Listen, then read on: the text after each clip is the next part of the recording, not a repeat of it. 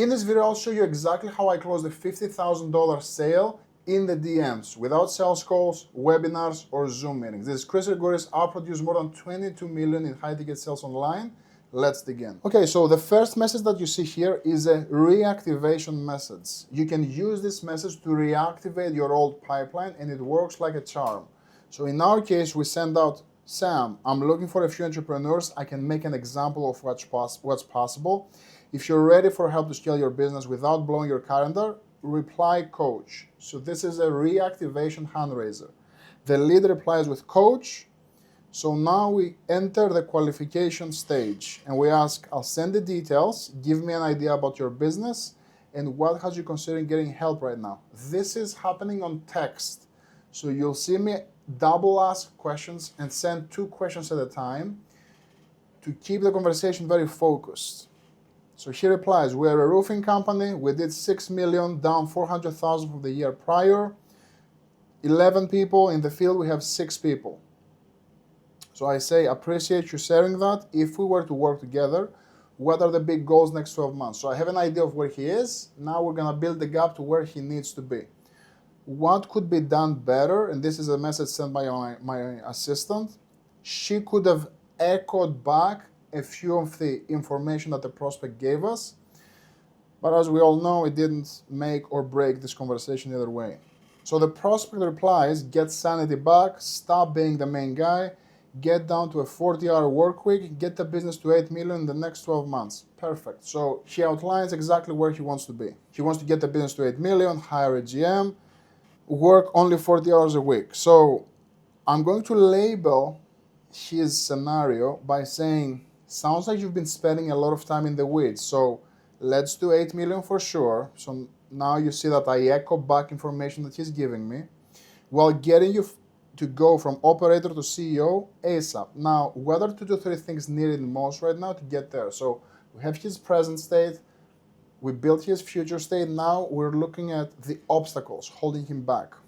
Light follow-up because he didn't reply one day afterwards, and we say, I would say the 3 things would be better training, better systems, better ways to hold people accountable. So I say, people and processes set you free for sure. So I compress what he's telling me into 1 sentence. And now I'm building a curiosity gap. What that means is I'm taking one of his pain points and I also take a solution out of my offer and I will expand on how that solution will help him. But I'm not gonna give him the how. I'm only talking about the what. So that's why I say, for better talent that you mentioned, hiring funnel will help to onboard A players predictably and playbook so they can hit the ground running. And then I pivot into the next pain point. So I say, when it comes to accountability, what's breaking down right now? I'm using specifically the phrase, what's breaking down right now, to get his present pain. So he says, probably my leadership level, me not being harsh enough on leaders to hold them accountable. I fear if I get too tough, they would leave and I couldn't replace them. So sounds like a pain point. And then he says, I'd like to know maybe your AI, was I right? And I say, no, wrong, it's not AI. And then I say, and that's your fear. And you're probably passing that fear on to your leadership team. So this is an advanced move. I'm not just acknowledging his pain point, I'm talking about the consequences that pain point will bring in the future. So that's why I'm saying that, and you're probably passing that fear on to your leadership team. Your team will never grow past your level of personal development. Are you with me? And I'm asking that confirmation question because I want to make sure that what I'm telling him is landing. Because typically, if we want prospects to listen to us, we are only want to ask questions.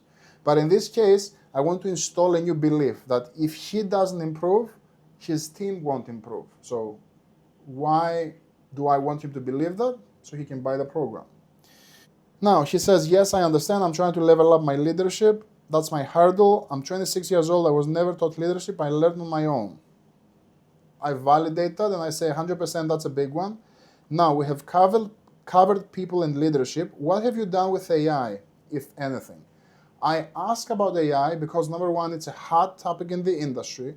And number 2, it's something that I directly help with. So I want to pivot the conversation towards there to see if there are any gaps in his process around that. And he says, we don't utilize AI much. Gemini is about all. And I just say, I want to go deeper since he doesn't use AI at all. But instead of saying, oh, AI can do all of these things, I first want to find the pain point of what that will fix. So I ask, and this is one of my favorite questions, what's a process you wish you would never have to do again for the rest of your life? And he says, office work, all the minor things that keep me from getting out and talking to people to increase opportunities for my team. Can you see how we unlock a huge pain point here? So I directly say, oh, well, we need AI for all that because it can take care of 92% of that, chances are. Like the right stack will easily free up 20 plus hours weekly. Again, are you with me? Yes, that's what I need. Can you see how through one question, we created a series of problems, we found, I should say, a series of problems that we have the solution for. All that because I knew the right question to ask in the right moment of the conversation. So now I have enough pain points. I have 3 different pain points in this conversation, so I will pivot into the offer and I say, sound like it's right up my alley overall. Have you ever worked with a coach to help you grow? Now I'm asking that to see if he loves coaches, if he hates coaches, and his affinity to them. Because if he hates coaches, he might have a limiting belief that I need to overcome. And he says, well, when do we discuss? Once. He's asking when do we discuss because obviously he wants to take this to a phone call, but I'm addressing that by saying, well, we're discussing right now.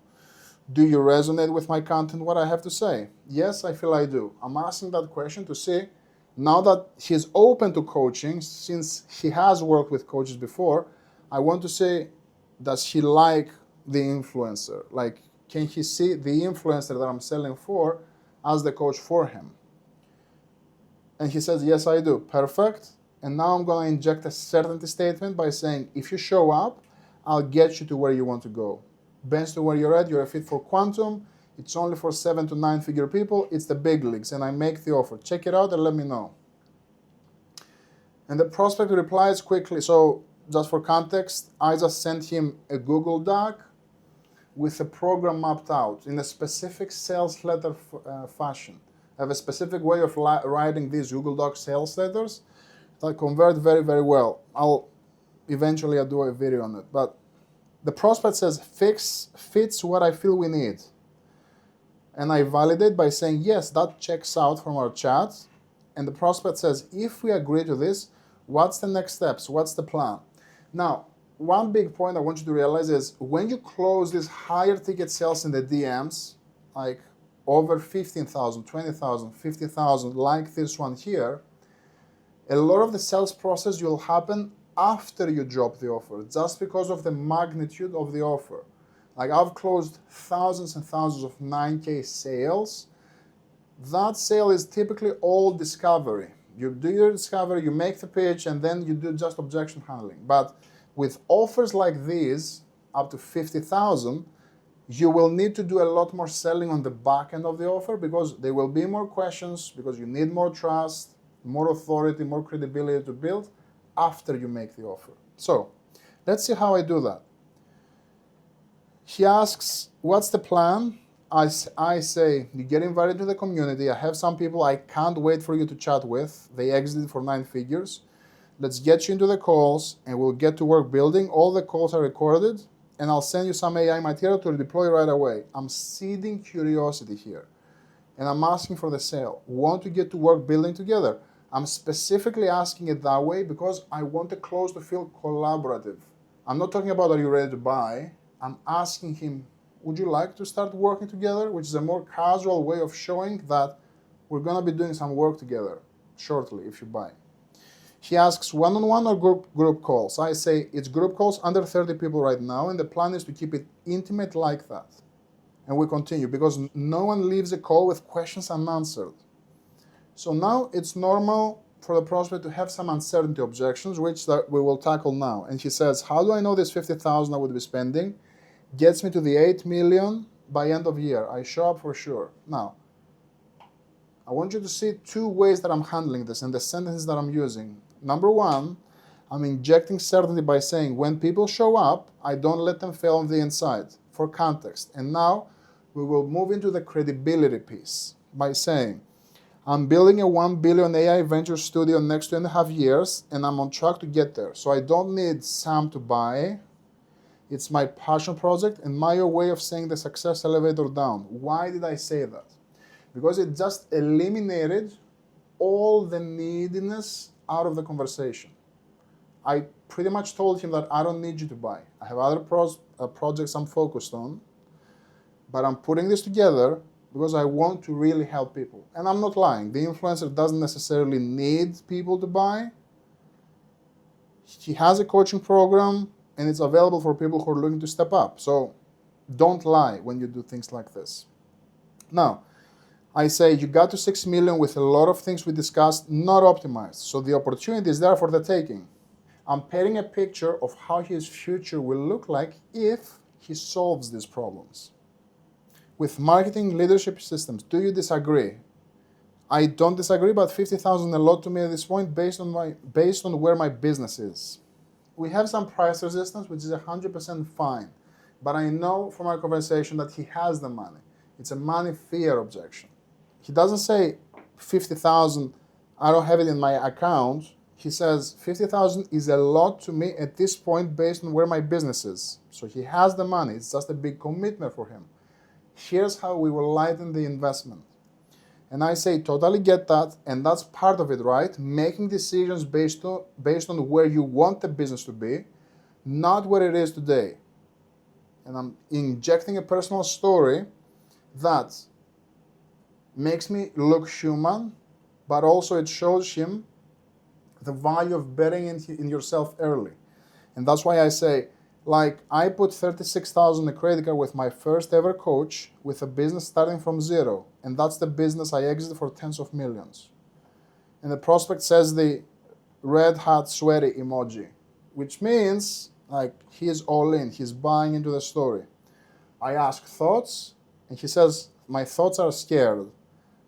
And that's perfect. I want to normalize that fear. I say, perfectly normal. If you weren't scared, you'd be a psychopath. I'm using humor to diffuse that fear and that uncertainty in his brain, to calm him down. And I say, to reframe his fear into bravery. Fear is supposed to be there when you move outside your comfort zone. It's what we do with that fear. So some people stay frozen in place because of it and stay exactly where they are, or others use it as fuel because they know action through fear is how growth happens. Who do you want to be? Illusion of choice. Like, essentially, if he says no, he chooses to be the person who's paralyzed by fear. But if he says yes, he is the person that takes action and knows that fear is how growth happens. And the prospect replies, someone who has freedom and time. And I say yes, and you're talking to the guy who wrote the book on that. If you do what I tell you, I get you to where you want to go, just like I've done with dozens and dozens of people in your stage. We have a buying question.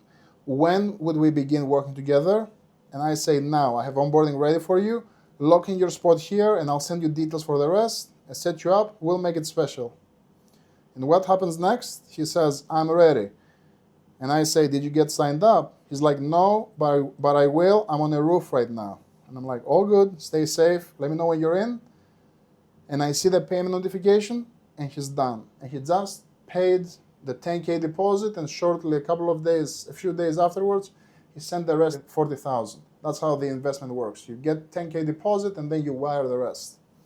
This is exactly how you too can close a $50,000 deal in the DMs.